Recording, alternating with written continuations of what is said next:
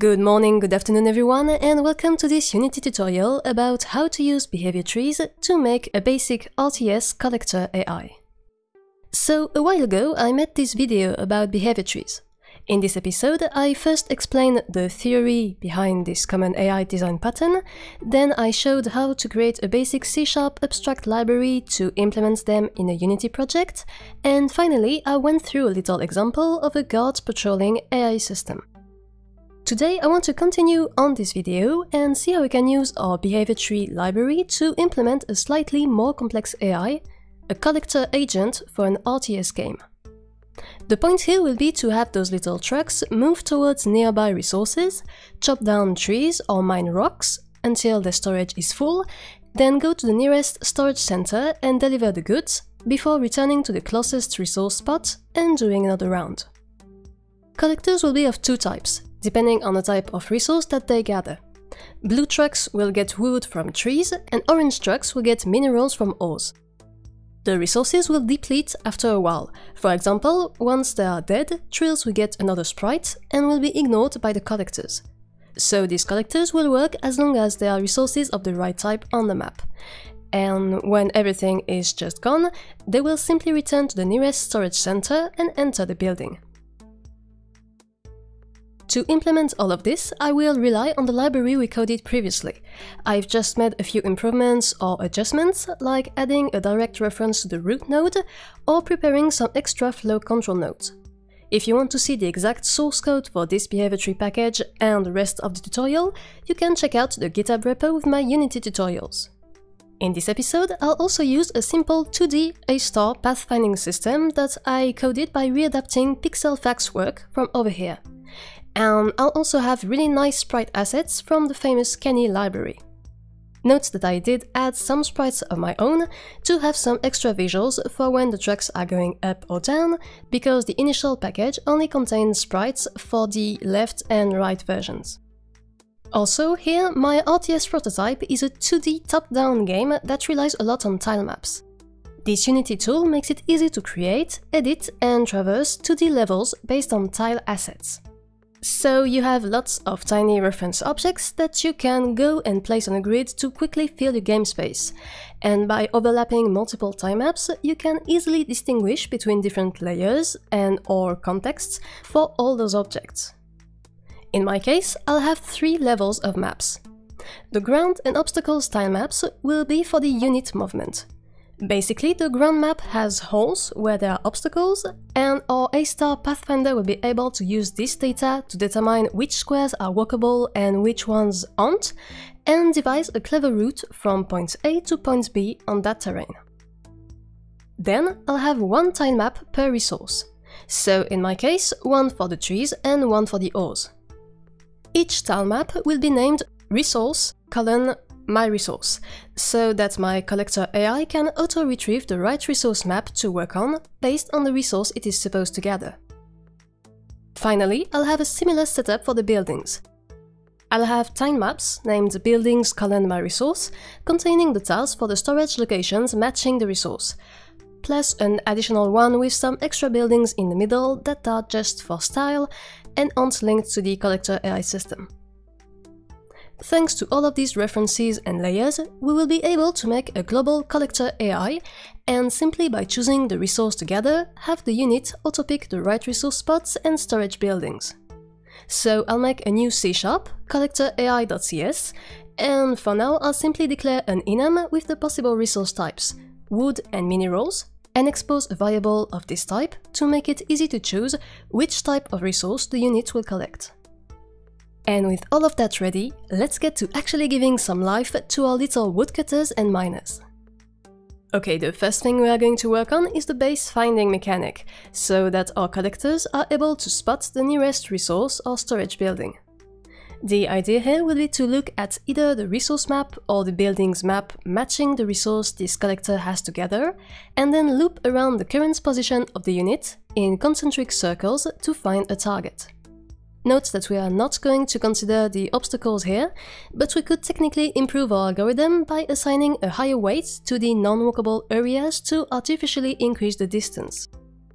So let's define a new task find closest target node for collector AI behavior tree that inherits from the node class in our behavior tree package and keeps reference to the transform of the unit and the time map to search. At the start, we will also get the max size of our tire map, that's the length of its longest side between the width and the height, so that we know how large our search can be before leaving the map. And we'll also store the offset the tile map uses for the tiles so that we can properly position our target tile locations in world space coordinates. Then, in the evaluate function, we will floor our current unit's position to the closest integer tile position and create our search circles by incrementing a search radius variable and then considering the square around our position with that search radius. If during one of the iterations we get a world position that can be matched to a tile in our search tile map, then it means we have found a valid target. We will then mark this target's position in our tree's root node data, store the position in integer tile space coordinates too, say that our node succeeded, and cut short the rest of the search. Else, if we didn't find any targets during our search, we will return a failure. One last thing we can do is also to define a boolean flag in our node and in our final data to remember whether this task search for a resource or a building. This will be useful later on when we actually reach the target to know if we should switch to the collect or the deliver mode. While we're at it, we'll also quickly make a check node to look up this root data and verify if the collector currently has a target or not. This node will naturally be called check has target. And now that we have our target, let's create a second task node that takes care of moving our unit from its current position to this target location. So task find closest target node allows us to spot either resource locations or storage buildings, and store the position of the closest one in the root of our behavior tree. The next step is therefore to use this data to actually have the unit wheel to this position. To do this, let's create another node called task walk and pass it our unit transform, an instance of our A* Pathfinder class, and a move speed.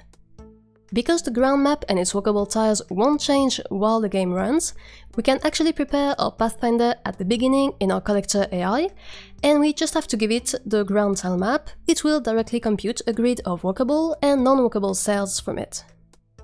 Then we'll just need to pass this Pathfinder object to a node when we build the tree. In the task walk class, I'll also prepare a private variable to hold the list of vector3 positions the A* Pathfinder found to get to the target location, so that we can iterate through it and walk the path once it's been computed. In the evaluate function, I'll have two cases. If I don't yet have a path, then I'll get back my target world position from the tree root data, use my Pathfinder to compute a route to this location, and store the result in my path to target variable.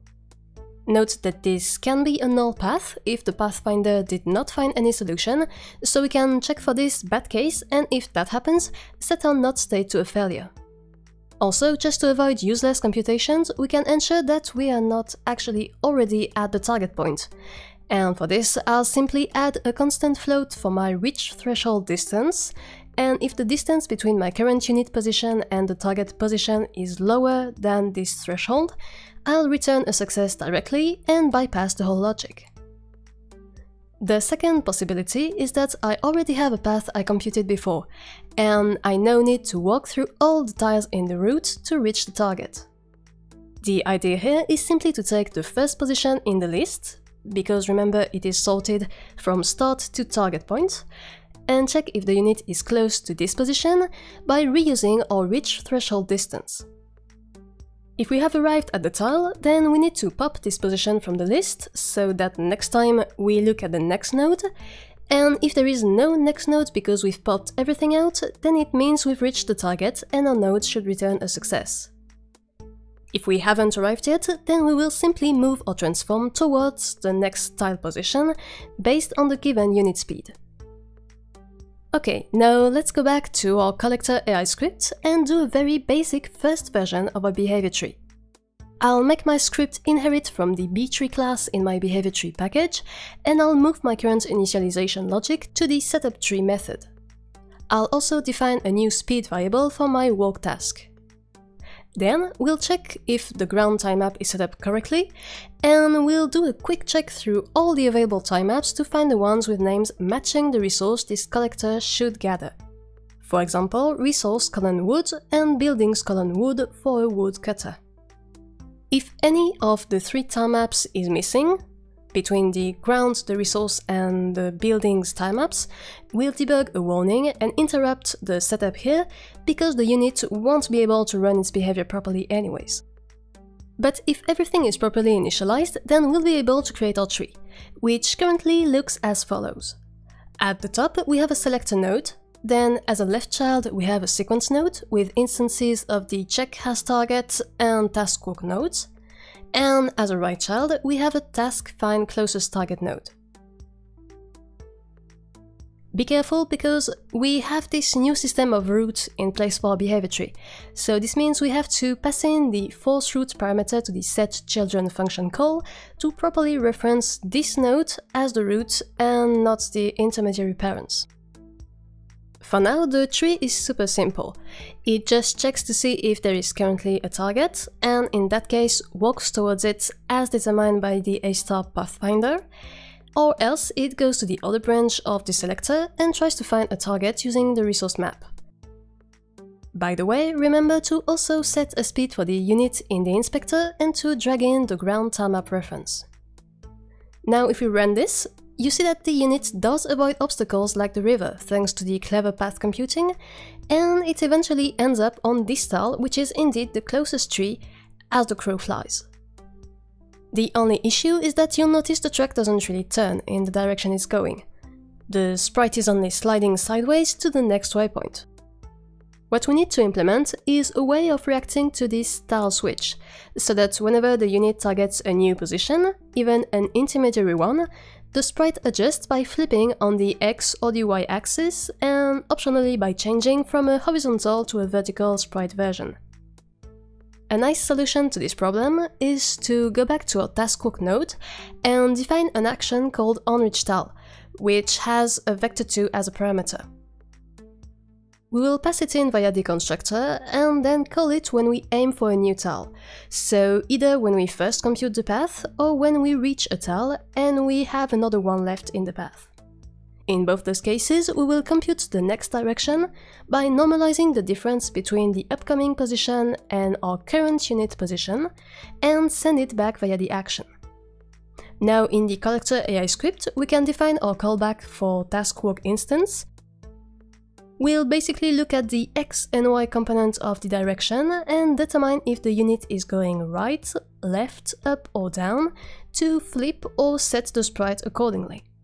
Of course, don't forget to assign the sprites and sprite renderer in the inspector. And now, if we rerun the game, we see that our unit moves and rotates properly all the way to the target tree location. Okay, our collector can now find and move towards the target. Time to get to the fun part and see how to collect these resources.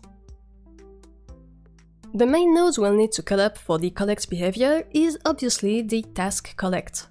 In here, we want to increment a global int data that contains the current amount of resource this unit holds, and tell our resource map that this tile has been consumed one time and should start to deplete. The resource management logic is already handled by another script I prepared in advance called resource map that is added as a component on the resource tilemapped objects. So in the task collect node, we just need to get a reference to this script from the collector AI init face, and we'll be able to call a function in the evaluate method to take care of this depletion logic. I'll also pass in an integer variable with the maximum amount of resource this unit can hold before having to return to the storage building, which will be defined in the collector AI script along with the other high-level unit parameters. Now, in our evaluate method, we can access the current resource amount data field of our tree root, increment it by an arbitrary amount of 1, for example, and set back the updated value. We'll also make sure that if we exceed our max storage amount, we clamp the value back. So this code means that the unit's current resource stock has increased by the collect amount up to the max storage value. Except that for now, we haven't defined this current resource amount data field anywhere, so it will be uninitialized and crash if we try to convert it to an integer like this. To solve this, we'll go to our collector AI, and when we first set up the tree, we'll set a default value of 0 for this field in our root node. Okay, now back in our taskCollect class, we need to handle the second part of the logic and update the resource map state to mark this tile as down 1 point. We can do this easily by retrieving the current target position in cell space coordinates and calling the consume tile function of our resource map instance with this vector3 int variable and our arbitrary collect amount. This will automatically take care of the whole map update, including the possible death of the resource if the tile reaches 0 points, and in that case the sprite will change and the function will return a true boolean to warn us that this tile isn't valid anymore. So we'll have to check for this output, and if the tile is dead, clear our target reference to tell the unit that this tile cannot be collected anymore. And because other woodcutters could work on the same tile at the same time and kill it before we do, we should also wrap our resource map update in a try-catch block on a key not found exception, which, if triggered, will also clear the target reference. This is a quick way to avoid null references and reset the state of our unit if the tile isn't valid, but we weren't aware of that yet. Now, to integrate this node in our behavior tree, we'll need 2 additional check nodes: the check in target range and check target is resource. These are pretty self-explanatory and easy to implement. We just have to get the data from our tree root node and check for the distance to the current unit position, or get the value of our target is resource boolean flag. Okay, we now have everything we need to set up the collect logic in our behavior tree. So let's go back to our collector AI and modify our tree so that it updates from this to this. As you can see, the point is to integrate this sub-branch that checks if we are close to the target and if it's a resource, and in that case runs the collect logic. But since we want the collect task to repeat multiple times, we will decorate our task collect node with a timer that runs it every so often. This collect rate will be another arbitrary value that we set in our collector AI, but you could of course have it depend on the unit type or its level or some other option. A cool feature of the timer node I prepared is that we can give it an action to run whenever it finishes its countdown. So I'll use that to update the visual of my unit resource storage bar, and this will help me see how the collect progresses and when the unit reaches its max storage. If I start the game now, my truck goes to the closest tree and starts to chop it down to gather resources. We see that its resource bar fills up slowly, and if a tile gets depleted, the unit does go to the next closest ones. But of course, for now, our unit doesn't really check if it has reached its max storage, so all those trees it is collecting are just vanishing for nothing. That's why we have to handle the next part of our collector AI logic and have it deliver the goods to the nearest storage building. Okay, now that our unit can stockpile resources, we need to tell it to check for this max storage limit, and if it reaches the threshold, switch over to the deliver logic. This deliver process will consist in 3 steps. First, the unit will need to identify the closest storage location matching its resources. Then it will need to go to it with an A* path, and finally, when it's close enough, it will need to transfer its resources to the building. What this means for us is that our resource stats at the top of the screen will increase by the amount of goods delivered by the unit, and that the unit itself will have its current amount of resource reset to 0. The 2 first parts of the logic are already mostly taken care of thanks to our task find closest target and task hook nodes. We basically just need to prepare an additional check node to see if the collector is currently full, the check reached max storage class, which looks like this. And now we can easily add a little sequence at the very beginning of our tree, so that if the unit has reached its storage limit and is currently without a target or with a resource target, it instead finds the closest building on its associated storage tile map and walks to it. If you run the game at this point, you'll see that the truck indeed stops its collect as soon as it reaches the max storage threshold, and that it then navigates to the storage location on the right. Now, to have it actually deliver the goods and free space for further gathering, we'll create a new task deliver node. This node will be quite simple. We'll just receive the type of resource this collector gathers, and then when we evaluate this node, we'll send a global event telling that we've collected the given amount of resource of this type and reset all of our variables, the current resource amount and the target data. This event will be conveyed by a global event manager, just like the one that I detailed in this previous Unity tutorial on events and messaging. And here it will be used by the UI manager in the scene to update the resource labels at the top. Now let's integrate this new node in our collector's behavior tree. Basically, we will need to extend our sub-branch from before, like this. If we are close to the target, then we have two possibilities. Either the target is a resource, and in that case we want to collect it like we did before, or else we want to deliver the goods. We'll wrap our task deliver instance in another time decorator so that we can have a little delay upon arrival, and use its callback feature to again update the resource storage bar and show it is now empty. And there we are, our collector AI is now nearly done. If we start the game, we see that our woodcutter finds the nearest tree, chops it down and gathers resources, then goes to the next closest resource, and continues stockpiling until it reaches its max storage limit. At this point, it switches over to delivery mode and goes to the nearest storage building to drop the resources and reset to an empty storage. This also updates the player resource indicators at the top of the screen. A final improvement we can make is, in case there is no resource left on the map to collect for this unit, to have it return to the nearest building. So to wrap up this tutorial, let's take care of the idle logic for collectors and make sure that they go back to the closest storage building and enter it if they don't have anything left to do. First of all, to have our unit return to a building in case it's idle, we simply have to add one line in our behavior tree logic.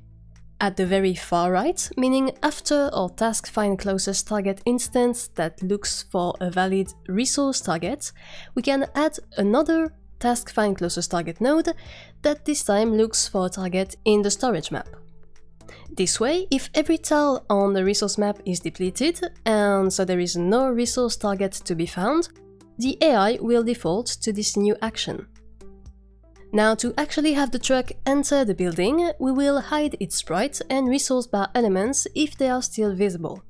So we'll first make a check is visible node that takes in the sprite renderer and simply checks if it's currently enabled, and then another task enter building node that calls a toggle visuals function from the collector AI script. This toggle visuals function simply enables or disables the sprite renderer and the storage bar subhierarchy. We will add instances of our check is visible and task enter building nodes at the same level as our collect and deliver actions as the last fallback branch. So now, if we take the same level where there is almost no resource left and the unit collects the remaining ones, it will eventually go back to the nearest storage building and disappear when it reaches it. And that's it! We can now run our game and see our little collectors spread about to gather wood and minerals, regularly returning to the closest storage location to deliver the goods and then going back to collect more until the map is empty.